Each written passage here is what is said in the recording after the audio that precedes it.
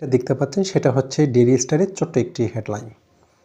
এই হেডলাইনটি পড়লে আপনি বুঝতে পারবেন যে এখান থেকে একটা আইডিয়া নিতে পারেন কেন পত্রিকা পড়তে হবে।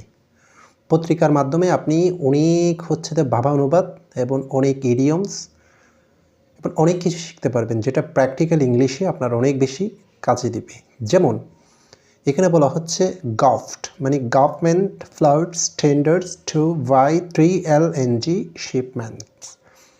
এখানে ফ্লড মানে হচ্ছে বেশি টাকা কোনো কিছু, পানির উপরে যে বাসন্ত বা বাসমান কোনো কিছুকে ফ্লড বলা হয়।